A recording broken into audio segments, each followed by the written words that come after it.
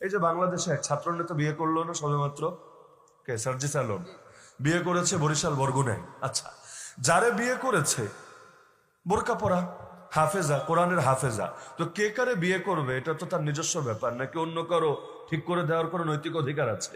তো এতটুকু বোঝা যায় যে না, তারা এখন বাংলাদেশে একটা খুব কঠিন পরিস্থিতিতে থাকার পরও তাদের দিলের মধ্যে ইসলামের প্রতি মহব্বত আছে, অবশ্যই আছে। না হলে কত মানুষ কত সার্কেল নিয়ে ওঠা বসা করে এবং এলিট শ্রেণীর মানুষদের সাথে ওঠা বসা, এরপরও হাফেজ কোরআনকে বিয়ে করেছে এবং তার বউরে প্রদর্শন করে বেড়ায় নেই। এখন তো বাসর করার আগেই বউ সবাই দেখে ফেলায় এবং ওই কমিউনিটি সেন্টারে আলাদা একটা সোফাই থাকে, এখানে মহিলারা গিয়ে বসবে, পাত্রীরা বসবে, আর বরের বন্ধু বান্ধব আরো যারা আছে সবাই এসে ছবি তুলবে, ভিডিও করবে, আড্ডা দিবে, মন্তব্য করবে কেমন মানিয়েছে, কতটুকু মানানো উচিত ছিল, কতটুকু মানিয়েছে, ইত্যাদি ইত্যাদি ইত্যাদি। তো এখন দেখা গেল বোরকা পরা নারী বিয়ে করেছে, তো এটা নিয়ে খুশি হওয়াই তো দরকার ছিল। খুশি না হলো বেজার হওয়ার তো কোনো কারণ ছিল না। কিন্তু বিয়ে হলো বাংলাদেশে, কলিজা জ্বলতে শুরু করলো ময়মনসিংহের কন্যা তসলিমা নাসরিনের ইন্ডিয়ায় বসে, মানে দেশের ওপারে। এই বেটির কলিজা জ্বলা কি আছে? একটা মহিলা যদি সে সাধারণ পোশাক পরতো তাহলে কিন্তু ঠিকই বাহবা দিত, বলতো দেখ দেখ নারী তার স্বাধীনতা ভোগ করছে।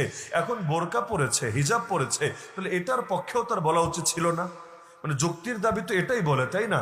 কিন্তু এটার পক্ষে না বলে বিপক্ষে বলছে যে এই এই যে এক জঙ্গি আর এক জঙ্গিরে বিয়ে করছে, এক অন্ধ ধর্মান্ধ আরেক ধর্মান্ধরে বিয়ে করছে, এখান থেকে বুঝে আসছে এগুলো জঙ্গি।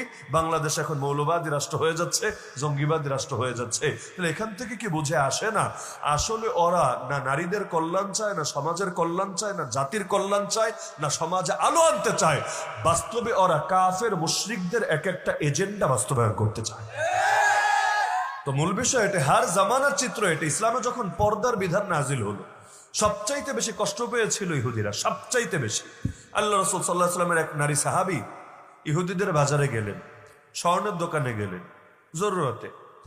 তিনি যখন কেনাকাটার জন্য গেলেন, স্বর্ণের দোকানদার তাকে প্রস্তাব দিল তার চেহারাটা দেখাতে, বিশাল ছাড় দিল।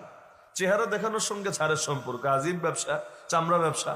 তো এখন তাকে প্রস্তাব দিচ্ছে যে না, তুমি তোমার চেহারা দেখাও, এই দেওয়া হবে, সেই দেওয়া হবে, এই সুবিধা সেই সুবিধা।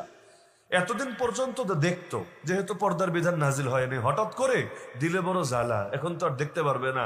এই কষ্ট কই রাখবে, এই কষ্ট কিভাবে ভেতরে চেপে রাখবে? এখন সে ডাইরেক্ট অফার দিয়ে বসলো যে তুমি নিজের পর্দাকে উন্মোচিত করো। সেই নারী বলল প্রশ্নই আসে না। এবার ইহুদির মাথায় কুটবুদ্ধি আসলো। সে তার এক বন্ধুকে ইশারা দিল পেছন থেকে, সে এসে ওই নারীর কাপড়ের নিচের অংশ আর মাথা বাঁধা ছিল যেটা দিয়ে, ওটাকে নিচেরটার উপরেরটা